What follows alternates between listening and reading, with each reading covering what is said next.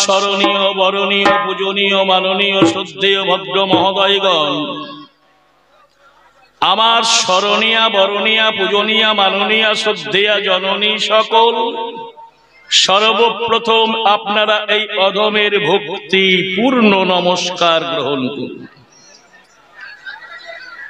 তৎপর প্রীতির বন্ধনে জড়িত ভাই ও ভগ্নী সকল,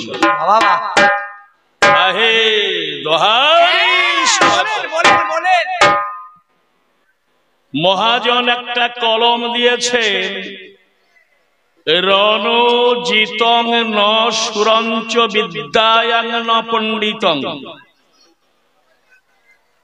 ন বক্তা বক্তা স্তুতং ন দাতা দান কর্মেশ।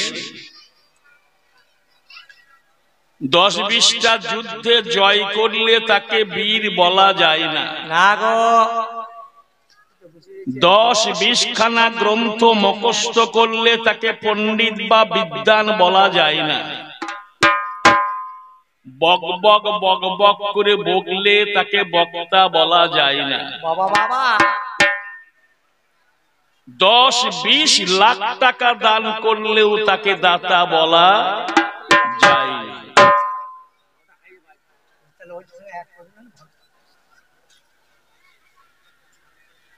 তাহলে বীরকে, পণ্ডিতকে, বক্তাকে, দাতাকে, সেই মহাজনী কলম দিচ্ছে, 10 ইন্দ্রিয়ং জিতং সুরং,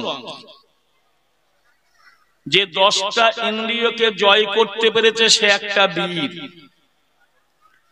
বিদ্যায়াং ধর্মাচারে, যে ধর্ম আচরণে থাকতে পারে সে একটা বিদ্বান বা পণ্ডিত।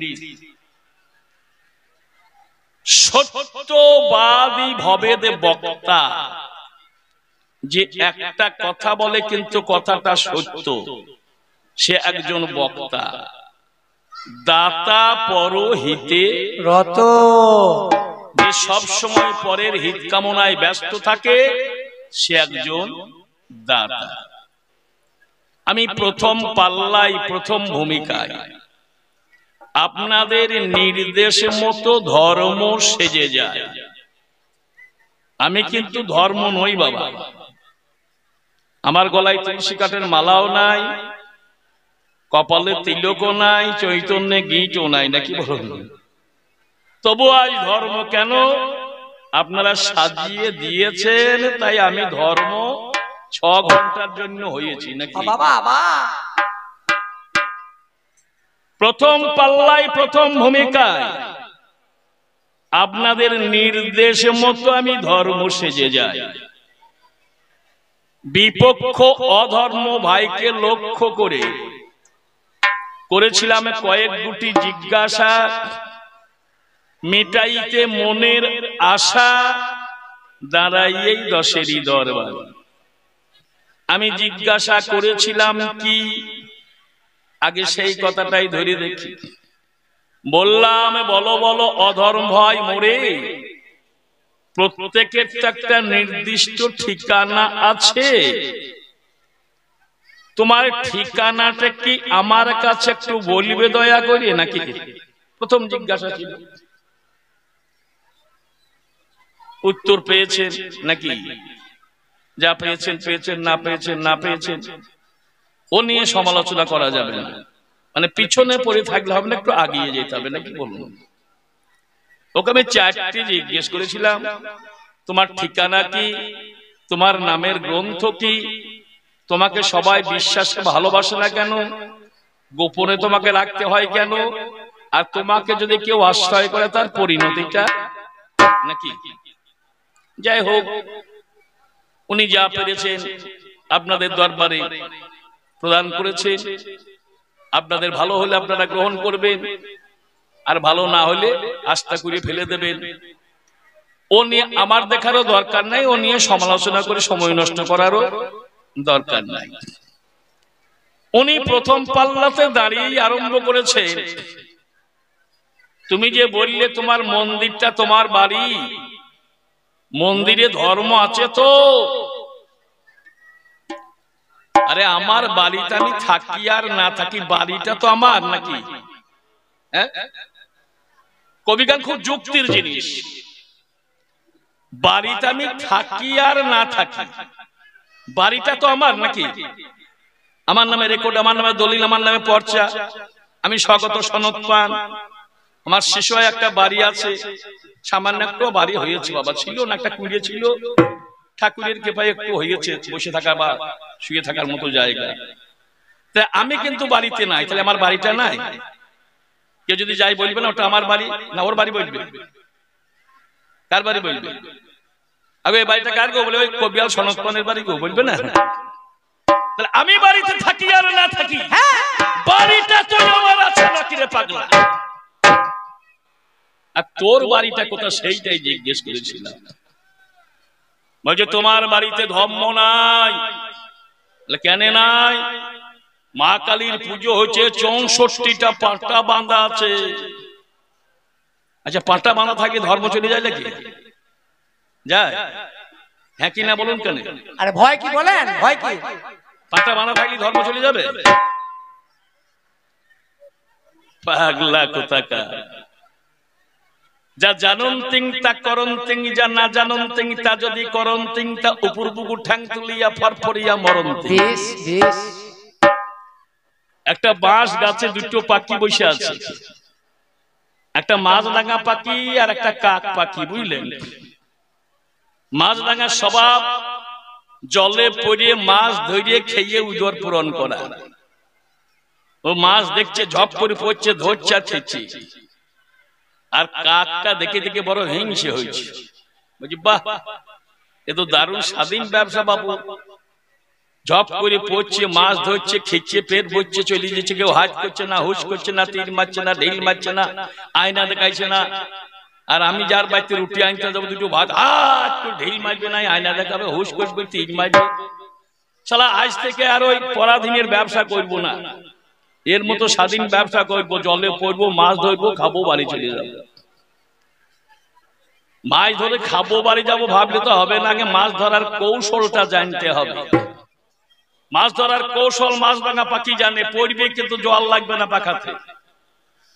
আর এ মাছ তো সে কৌশল জানে না, নাকি বলুন?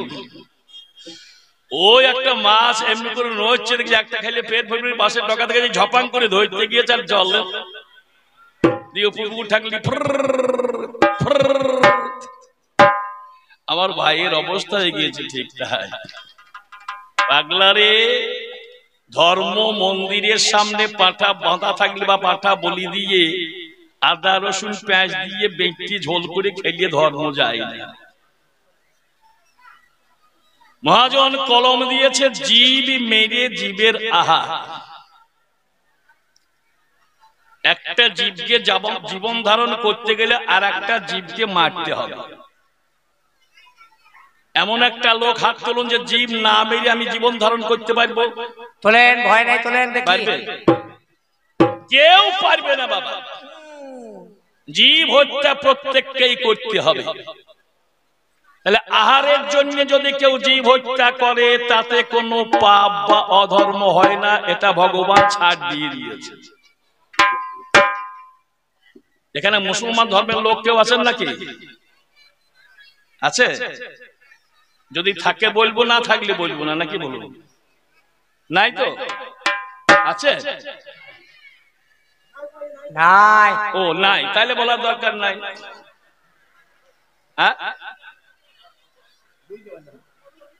বলবো?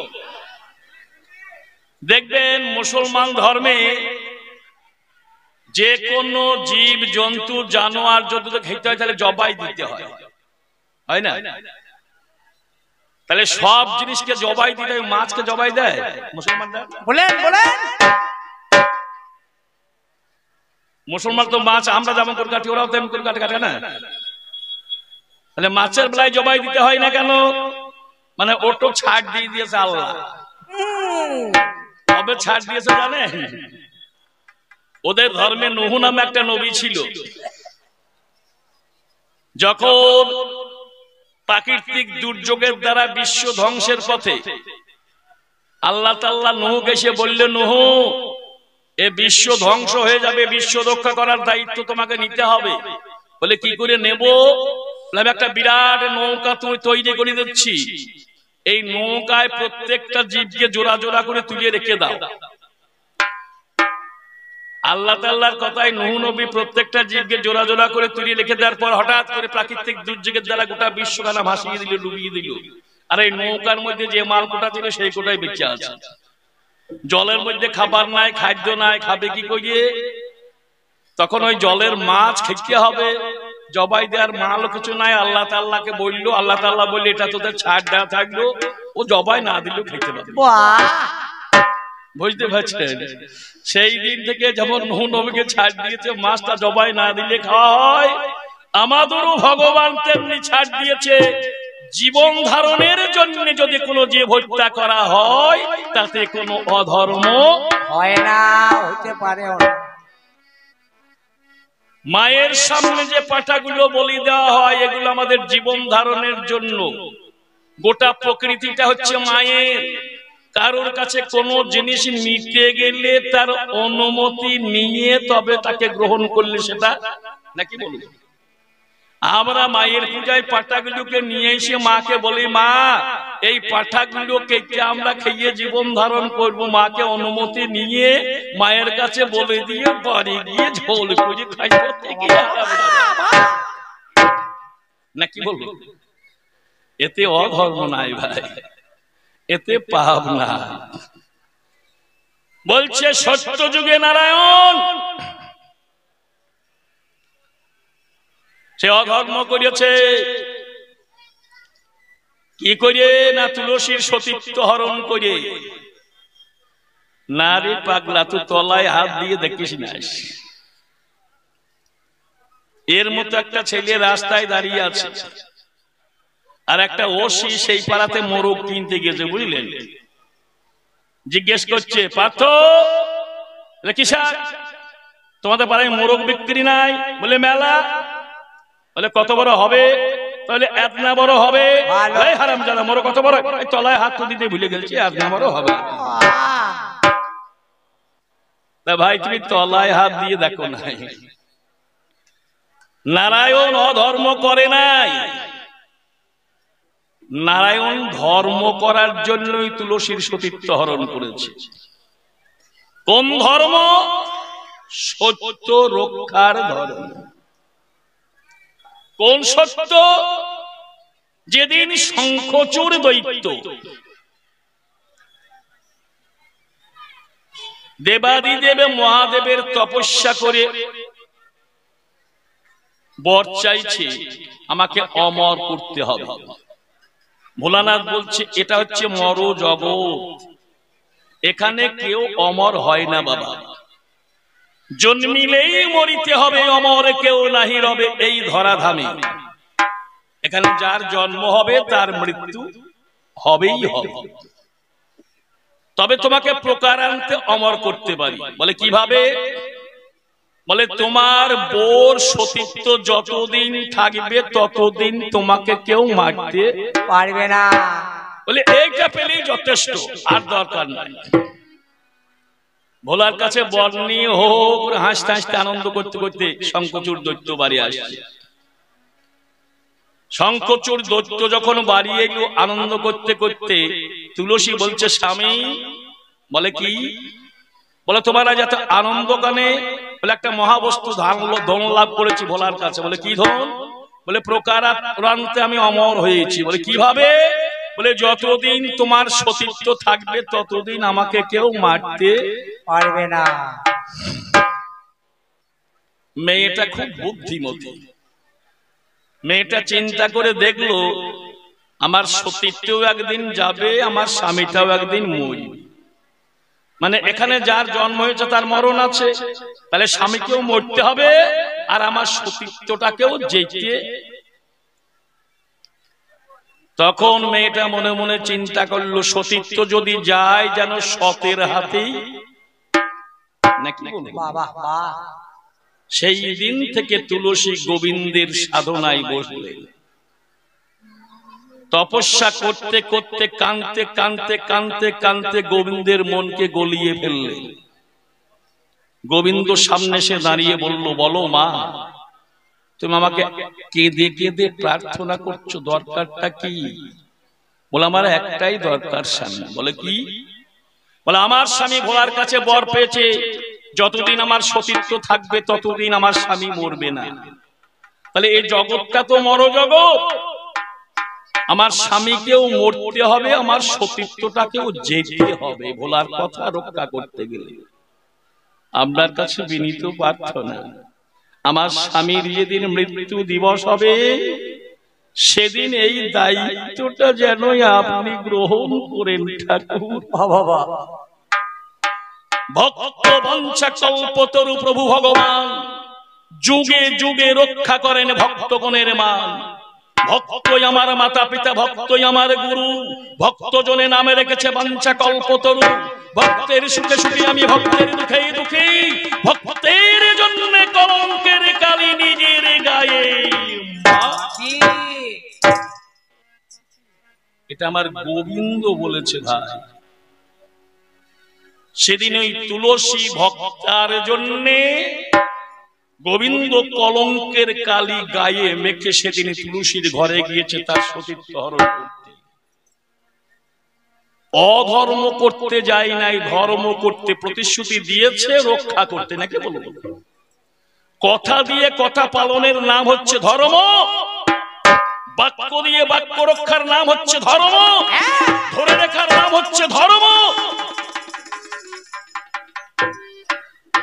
আগে হিসাব করতে হবে বাবা। নারায়ণ অধর্ম করেনি।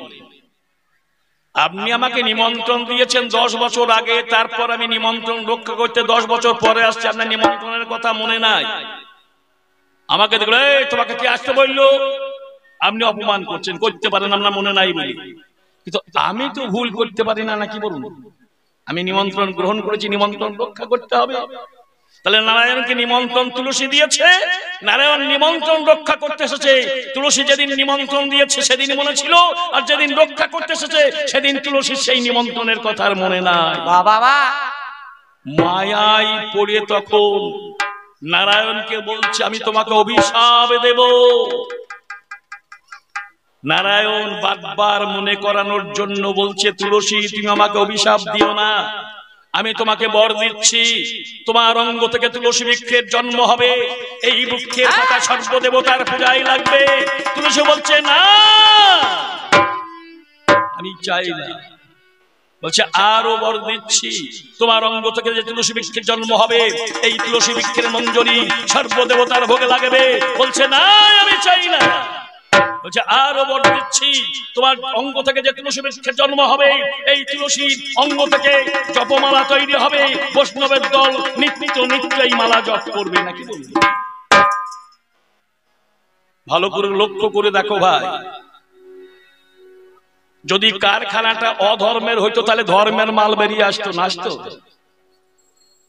যে কারখানাটা অধর্মের কারখানা সেই কারখানা থেকে ধর্মের মাল কি করে বেরিয়ে আসছে? নাকি? তাহলে এটা অধর্মের কারখানা নয়। বলে তুমি কি চাও? বলে সতীর দেবতা প্রতি জীবনের সার, পুজিতে এসেছি ভবে চরণ তাহা। আমি সতী নারী, সতী আর পতি আমি এক আসনে থাকতে চাই।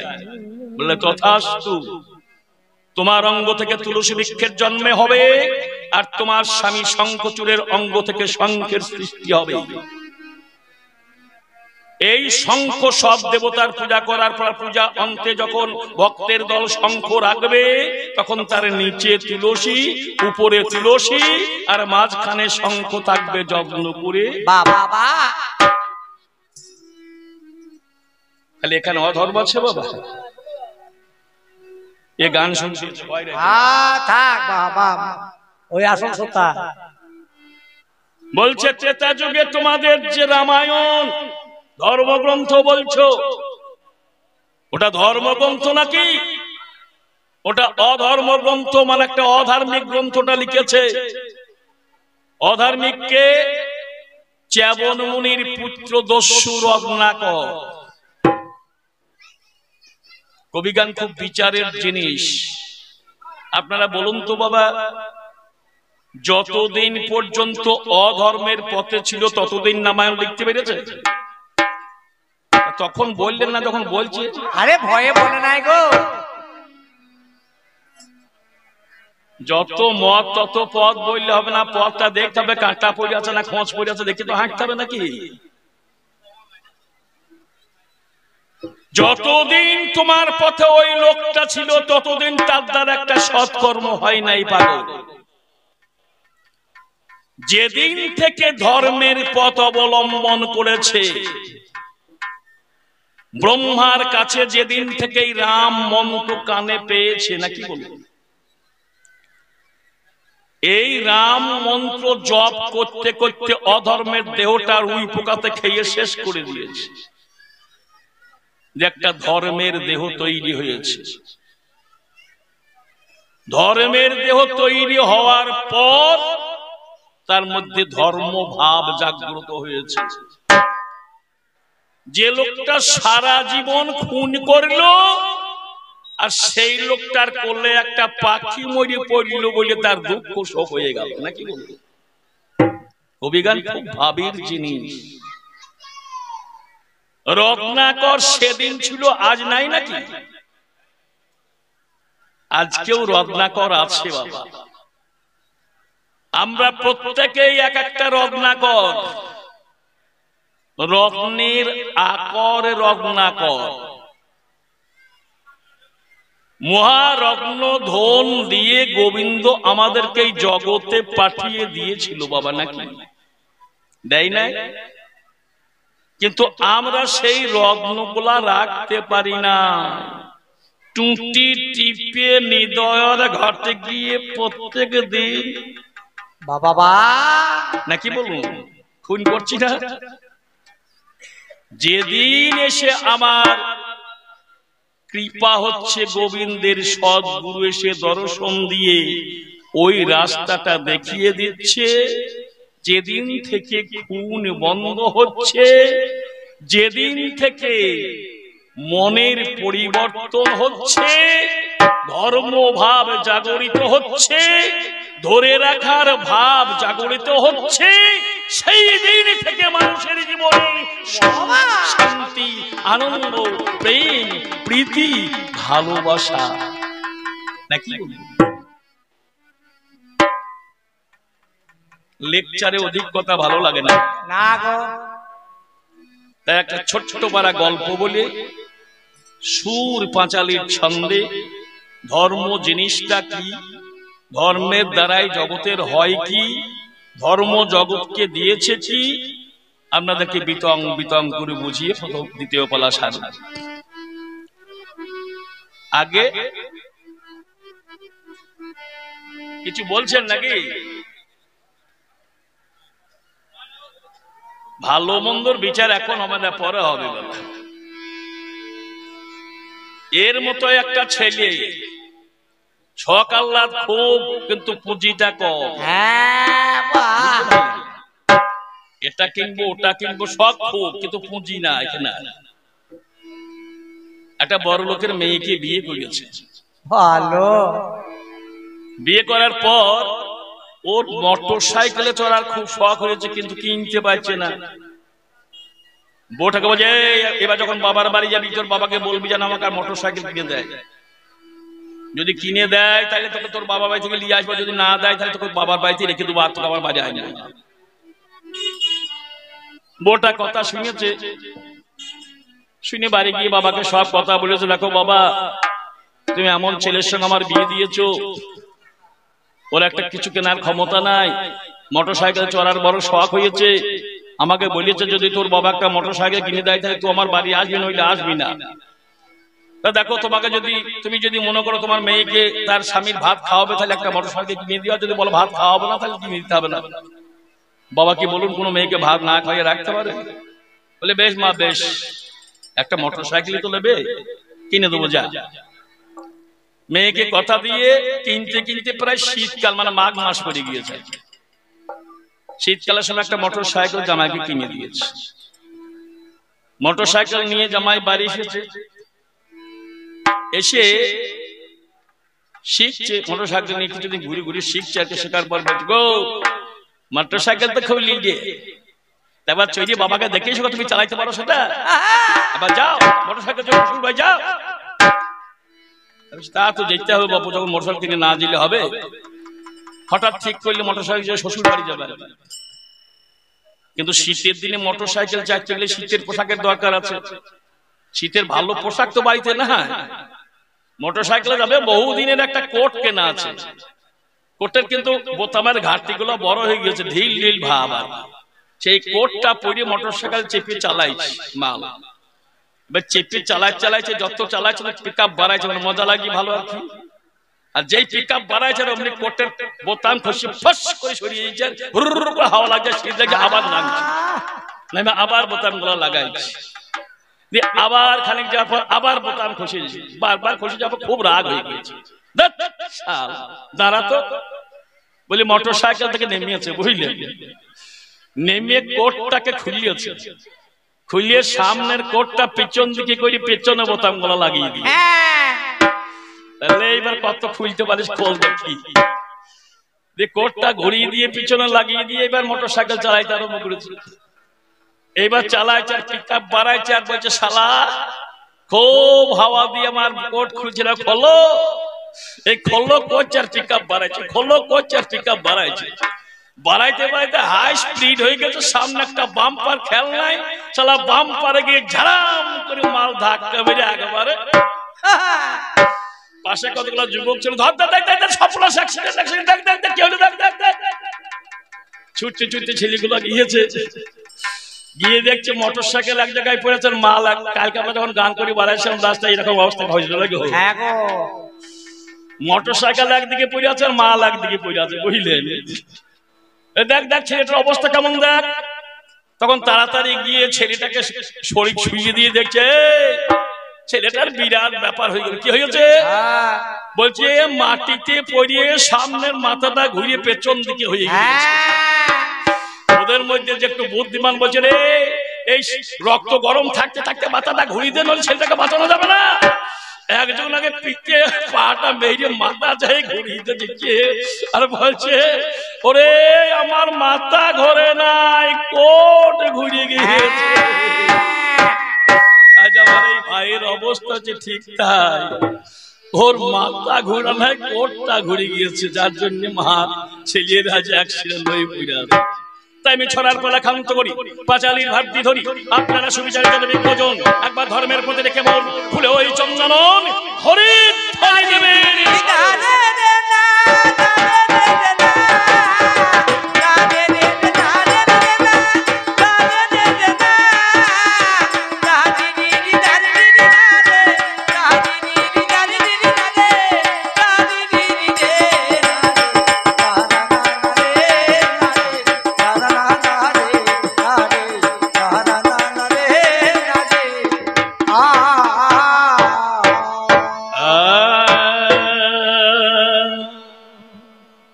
তাই বলছি ওই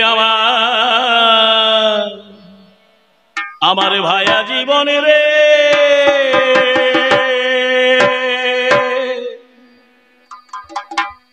আমার হৃদয়ের ধনে রে, ওরে আরা গাছে সার চাপালে তাতে ফলে তো ফলেবে না।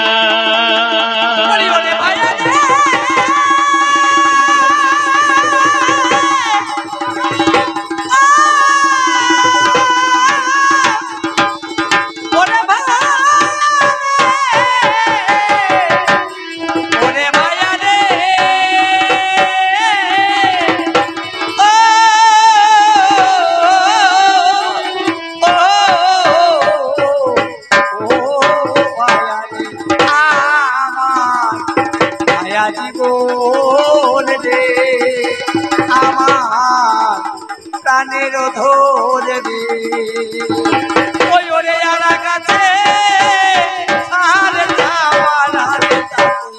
ফলে তো